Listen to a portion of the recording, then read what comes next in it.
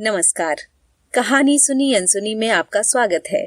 दोस्तों, अगर आपको ये कहानियाँ अच्छी लग रही हैं तो इन्हें लाइक करें और चैनल को सब्सक्राइब करें। आज मैं आपको सुनाने जा रही हूँ रवींद्रनाथ टैगोर की आत्मकथा जीवन स्मृति का 23वां भाग। आज के कथा चित्र का नाम है भारती।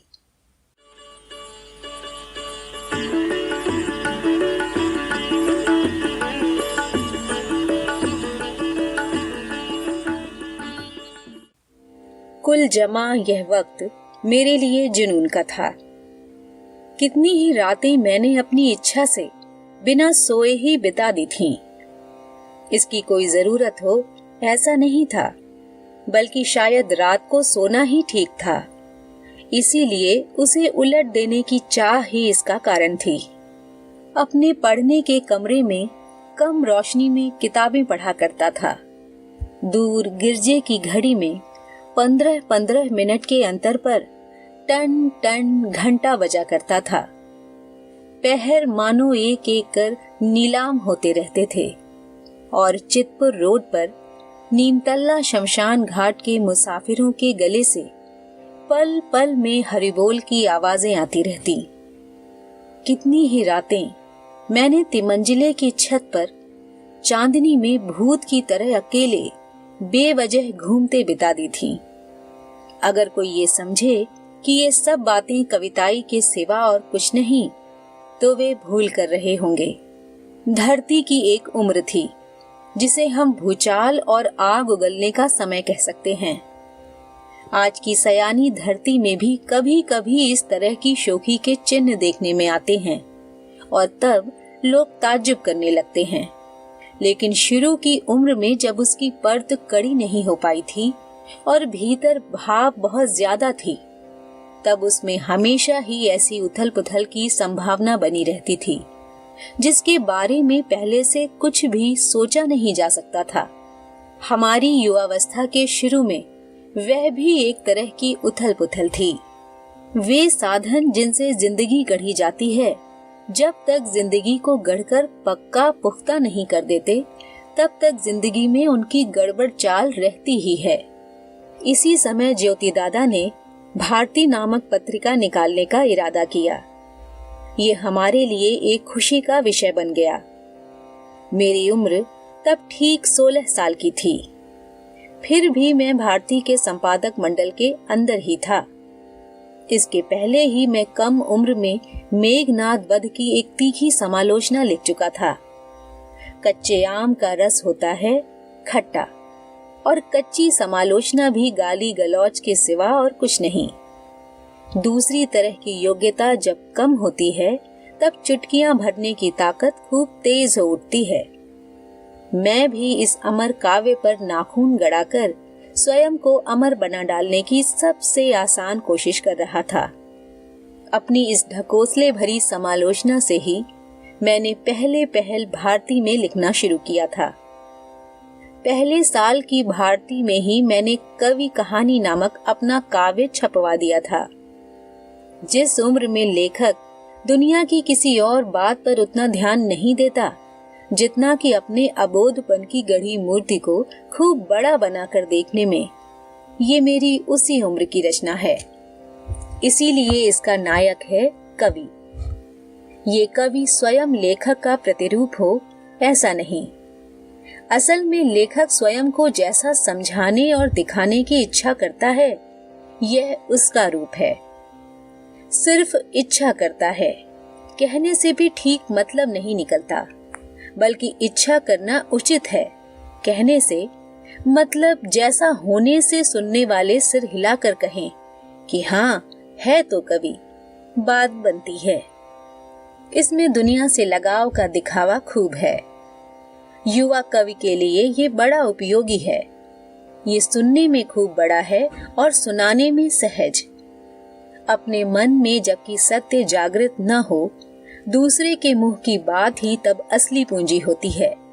फिर अपनी रचनाओं में सरलता और धीरज को बचाकर चलना मुमकिन नहीं होता। तब जो खुद से ही बड़ा है, उसे बाहरी दिशा में बड़ा बना डालने की असफल कोशिश में बिगाड़ कर हंसी की चीज बना डालना एकदम तय है। इन बाल्य रचनाओं को पढ़ते हुए जब झिझक महसूस करता हूँ, तब मन में डर पैदा होता है कि शायद बड़ी उम्र की रचनाओं में भी ऐसे उत्साह से पैदा हुई गड़बड़ और झूठ छिपे तौर पर जरूर ही रह गए होंगे। बड़ी बात को खूब जोर डालकर कहने से जरूर ही कहीं ना कहीं उसकी सहजता और गंभीरता पर चोट हुई होगी। समय आने पर एक न एक दिन उसका भंडाफोड़ होगा ही। मेरी रचनाओं में ये कवि कहानी काव्य ही पहले पहल किताब की शक्ल में छपा था। मैं जब मजले भाई साहब के साथ अहमदाबाद में था, तब मेरे मित्र प्रबोध चंद्र घोष ने बड़े उत्साह से इसे छपी हुई किताब के शक्ल में भेजकर अचानक मुझे चौंका दिया था। उन्होंने ये कोई अच्छा काम किया हो ऐसा मैं नहीं समझता, लेकिन तब मेरे मन में जो भाव पैदा हुए थे, उन्हें प्रकाशक को सजा देने की जबरदस्त इच्छा हरगिज नहीं कहा जा सकता। सजा उन्हें मिली थी, लेकिन किताब के लेखक से नहीं, किताब खरीदने वालों से। सुना जाता है कि मेरी वो किताब बेचने वालों की अलमारियों और छापने वाले के मन में एक लंबे वक्त तक बोझ बनकर पड़ी रही। जिस उम्र में भारती में लिखना शुरू किया था, उस उम्र की रचनाएं छापने के लायक हो ही नहीं सकती। बचपन की लिखी चीजें छापने के झंझट बहुत हैं। बड़ी उम्र के लिए कचोट को दिल से लगाकर रखने का ऐसा अच्छा तरीका और कुछ हो ही नहीं सकता। लेकिन इसमें एक आसानी भी है, वो ये कि छापे के अक्षरों में अपनी लिखी चीज का रूप देखने का मोह कम उम्र में जो एहसास देता है, वो फिर नहीं मिल सकता। दूसरी आसानी ये है कि मेरी रचना किसने पढ़ी, किसने क्या कहा, कहाँ क्या गलती रह गई वगैरह तरह तरह की सोचों से बेचैन हो उठने और लिखी चीजें छपवाने की जो बीमारी है, उससे बचपन में ही पीछा छूट जाने से स्वस्थ मन से लिखने का मौका मिल जाता है। अपनी छपी रचनाओं को सबके सामने नचाते फिरने की स्थिति से जितनी जल्दी छुटकारा मिले उतना ही अच्छा। युवा बंगला साहित्य का ऐसा कोई फैलाव और असर नहीं हुआ जिससे उस साहित्य की आंतरिक रचना विधि उन लेखकों को अपने कायदे में रख सके। लिखते लिखते धीरे धीरे अपने अंदर ही ऐसी एक सार संभाल पैदा कर लेनी पड़ती है। इसीलिए लंबे वक्त तक बहुत से कूड़े कचड़े की रचना करना जरूरी है। कच्ची उम्र में कम पूंजी के बल पर धूम धड़ाके से नाम किए बगैर मन चैन नहीं पाता। यही वजह है कि अंदाज या शैली के प्रति अधिक सजगता और कदम कदम पर अपनी सहज शक्ति को और उसके साथ ही सच और सुंदरता को दूर तक फलांगते जाने की कोशिश उन रचनाओं में जाहिर होती रहती है।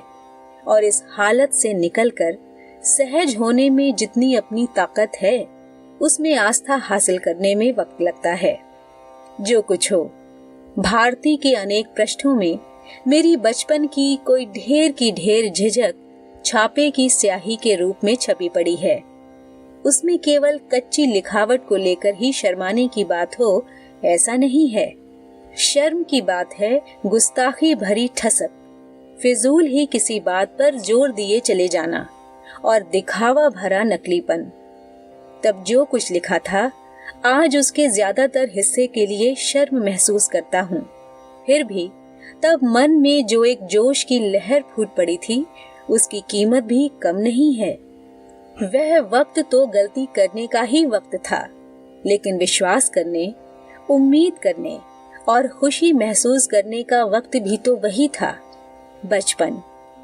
उन भूलों को ईंधन बनाकर अगर जोश की आग जली हो, तो जो राख होने का है वह राख हो जाएगा। लेकिन उस आग का जो काम है, वो जिंदगी में कभी भी बेकार नहीं जाएगा। दोस्तों, ये था जीवन स्मृति का 23वां भाग। अगली बार आपसे फिर मिलूंगी एक नए कथा चित्र के साथ। नमस्कार।